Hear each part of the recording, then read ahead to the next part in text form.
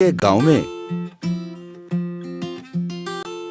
राम और रहीम नाम के दो दोस्त रहा करते थे। वो दोनों दो अलग अलग होटल चलाया करते थे और अपनी जिंदगी व्यतीत किया करते थे। उन दोनों के दुकान का बिरयानी इतना स्वादिष्ट होता था कि दूर दूर से लोग आके खाया करते थे। पर रहीम को ज्यादा मुनाफा होता था, इसलिए राम थोड़ा चिंतित होता था। एक दिन राम ने रहीम से कहा, रहीम, हम दोनों ने एक साथ व्यापार शुरू किया था। लोग कहते हैं कि हम दोनों के बिरयानी का स्वाद एक जैसा है, पर मुझसे ज्यादा मुनाफा तो तुम कमाते हो। ये कैसे होता है? रहीम ने कहा, देखो मियाँ, मैं जरा दाम कम करके ही बेचता हूं। गरीबों को तो मैं फोकट में खिलाता हूं, इससे ज्यादा तो मैं कुछ करता ही नहीं। अरे ये सब तो अल्लाह मियाँ का करम है। राम ने सोचा, ये कुछ तो छुपा रहा है।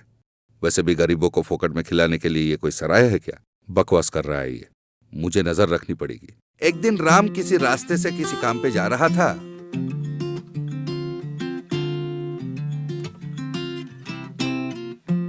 उसने देखा एक आदमी जमीन पे गिरा हुआ है और वो पानी पानी पुकार रहा था। तो राम दौड़ के गया, पानी लाया और उसे पिला दिया।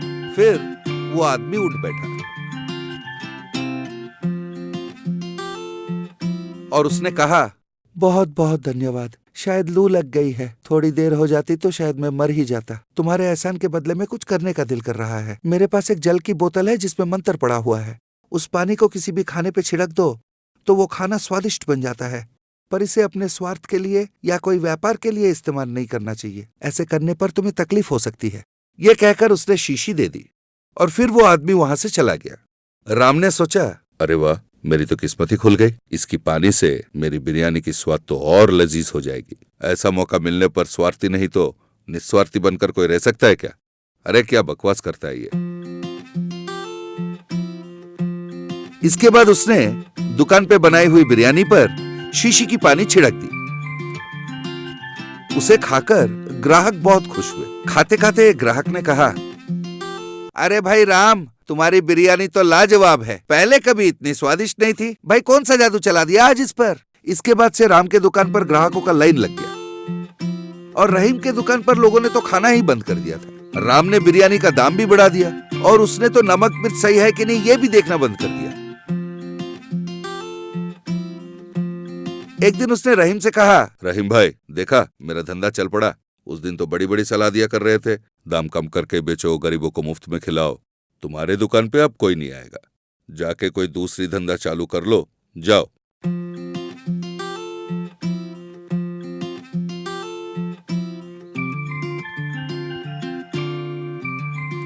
एक दिन दुकान पर दो सिपाही आए और उन्होंने कहा, राम, तुम्हारी बिरयानी के बारे में राजा जी को पता चला है। राजकुमारी के शादी के दावत में तुम्हें ही पकाना पड़ेगा। ये लो, ₹1,00,000 भिजवाया है। शादी होते ही ₹2,00,000 और मिल जाएंगे। ये कहकर उन्होंने उसे पैसे दे दिए।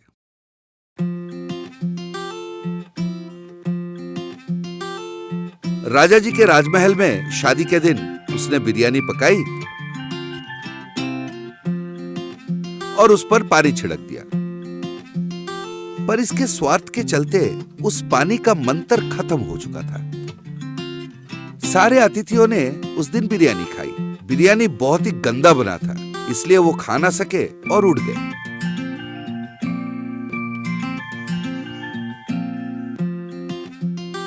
उन्हें उड़ते हुए देख महाराज ने पूछा, अरे क्या हुआ? सब लोग खाना छोड़ के क्यों जा रहे हो? एक गांव वाले ने कहा, महाराजा, आप बुरा ना माने तो बताएंगे। अरे बाप रे, इतनी बुरी बिरयानी तो हमने जिंदगी में नहीं खाई। किसी और ने कहा, युवरानी की शादी में आकर इस तरह से आपसे बात करना हमें माफ कर दीजिएगा, पर बात तो सच है महाराज। महाराज गुस्से से आग बबूला हो गए। इसके बाद राम को उन्होंने कारागार में बंद कर दिया। तो बच्चों, ज्यादा अहंकार होने से दुख ही मिलता है। राम का हालत भी इसी वजह से बिगड़ा। अच्छी लगी हमारी कहानी?